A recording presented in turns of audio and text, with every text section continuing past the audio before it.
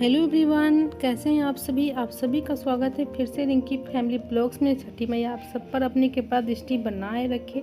और अभी है उदयमान सूर्य को अर्घ देने के लिए हम लोग जो हैं छठ घाट पहुँच गए हैं। 1 घंटा मतलब अंधेरा रहते ही हम लोग पहुँच गए थे, तो अभी बहुत इंतज़ार करना पड़ेगा।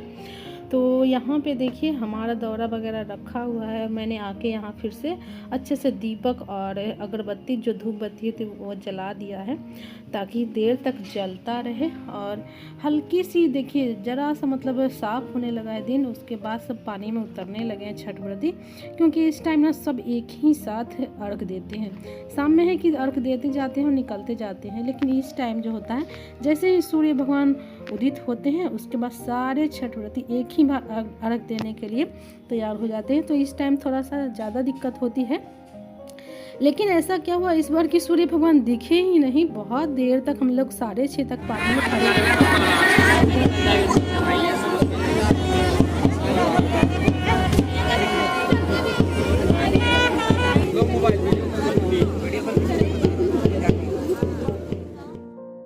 और बहुत देर हो गई, लेकिन सूर्य भगवान मतलब बादल जैसा छाए हुआ था, इसलिए दिख नहीं रहे थे। टाइम तो हो ही गया था सूर्य उदय का। तो यहाँ पे हमारी मौसी पानी में एकदम थर थर काँपने लगी थी। और उनकी भी जिद थी कि सूर्य भगवान जब उगेंगे तभी अर्घ देगी, लेकिन सूर्य भगवान दिख ही नहीं रहे थे।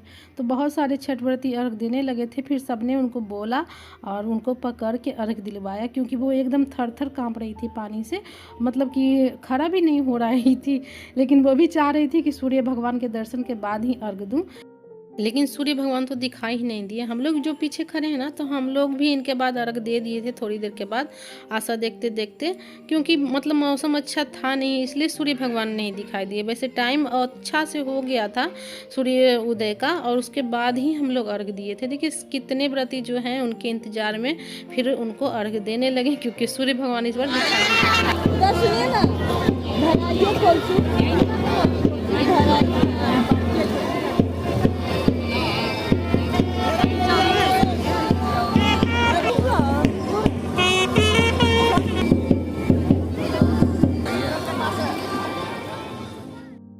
मौसी के बाद भाभी लोगों ने भी अर्घ दे दिया, क्योंकि वो लोग मतलब उन लोग को उतना पानी में खड़े रहने में नहीं बढ़ रहा था। तो सबको पहले अर्घ दिलवा दिया गया। मैंने ही कहा कि मुझे बाद में दिलवाइएगा, मैं रह सकती हूँ पानी में देर तक खड़े।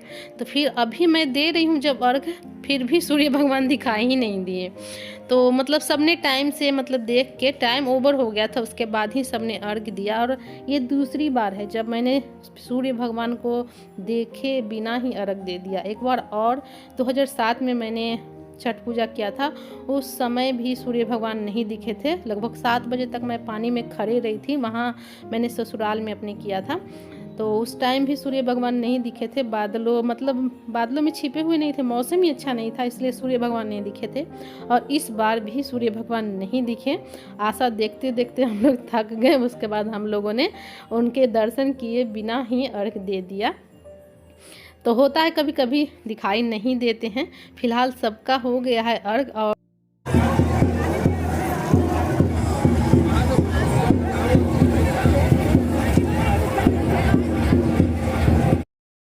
अर्घ देने के बाद यहाँ पे गंगा जी के नाम से पूजा जाता है। वैसे गंगा जी तो नहीं है, लेकिन उन्हीं के नाम से पूजा जाता है। आप कहीं भी नदी पोखर कहीं भी कहाँ करते हैं ना छठ व्रत, तो वहीं पे गंगा माता के नाम से उनकी पिंडी बना के पूजी जाती है और हवन किया जाता है। तो रात में तो शाम में मतलब कि हम ही लोग हवन किए थे, लेकिन इस समय तो सारे लोग नहा धो के आए हैं। किसी ने खाना बना नहीं खाया, क्योंकि सुबह सुबह ही आए हैं। और सब लोग ज़्यादातर मतलब चाय भी नहीं पिए हैं, क्योंकि सबको पता है कि सुबह में हवन होता है और सब लोग करते हैं। सिर्फ व्रती लोग ही नहीं, सब लोग करते हैं। आप किसी के पास जाके हवमाद कर सकते हैं, हवन कर सकते हैं, कोई रोक टोक नहीं होती। सारे मतलब ऐसा नहीं कि आप अपने परिवार के साथ ही आए हैं तो उसी में हवन करें, किसी में भी कर सकते हैं। और किसी को भी दूध पानी मतलब कि चढ़ा सकते हैं, अर्घ दे सकते हैं। शाम में तो जल ही चढ़ाया जाता है, लेकिन सुबह में दूध चढ़ाया जाता है अर्घ सूप के ऊपर। तो सब किसी में भी आप जाके अर्घ दे सकते हैं। यहाँ पे देखिए हम लोग हुमाद कर रहे हैं।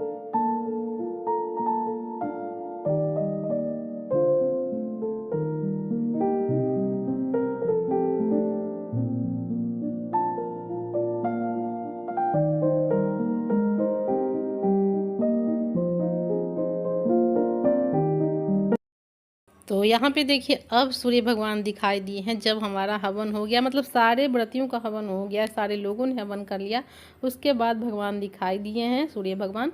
और बस यहाँ पे हम लोग पंडार करेंगे, कपड़े चेंज करेंगे और जो हमारा दौरा आया है वो सब आगे आगे जाएगा, फिर हम सब पीछे जाएंगे।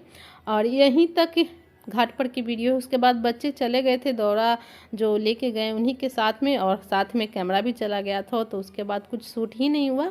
फिलहाल सब लोग यहाँ पे एक दूसरे का आशीर्वाद लेते हैं। जो छठ व्रती होते हैं वो भी बड़े लोगों का आशीर्वाद लेते हैं, और लोग जो आते जाते हैं प्रसाद लेने के लिए वो सभी छठ व्रती का आशीर्वाद लेकर और प्रसाद खाते हैं। तो घाट पे हमने गुड़ और जो अदरक होता है उससे मुंह जूठा किया, शरबत वहाँ पे हम लोग लेके गए थे वो पिया। रास्ते में चाय पानी ये सब मिल रहा था, बहुत सारी चीज़ें, मतलब सेवादार जो लोग होते हैं वो बांटते हैं।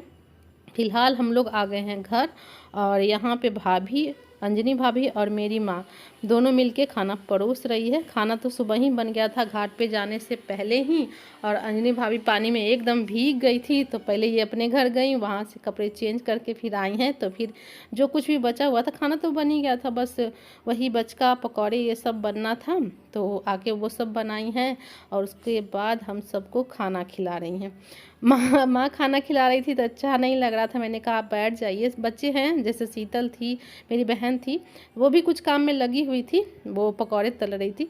माँ ने कहा कि नहीं ठीक है मैं खिला देती हूँ।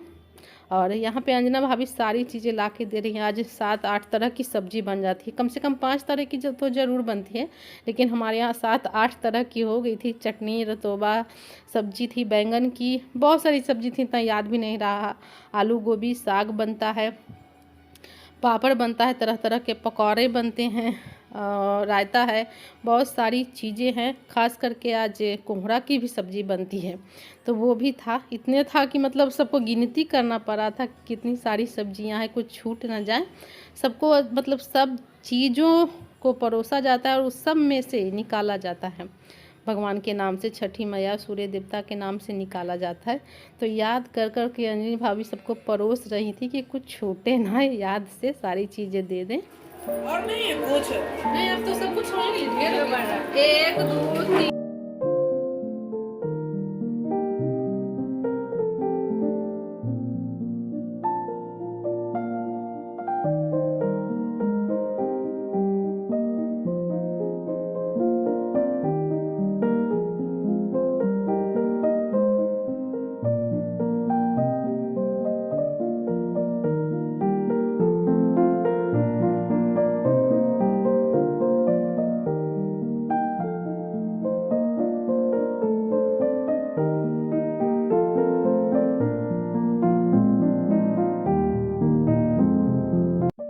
आज पारन का खाना ना दोस्तों बहुत ही टेस्टी बनता है, बिना लहसुन प्याज का ये सात्विक खाना बहुत अच्छा लगता है। और बच्चे देखिए अगल बगल से देख रहे हैं कि जल्दी से हम लोग को भी खाना मिले, तो हमको खिलाने के बाद फिर सबको खिला दिया गया था। पहले बच्चों को ही, बड़े तो बाद में भी खा लेंगे।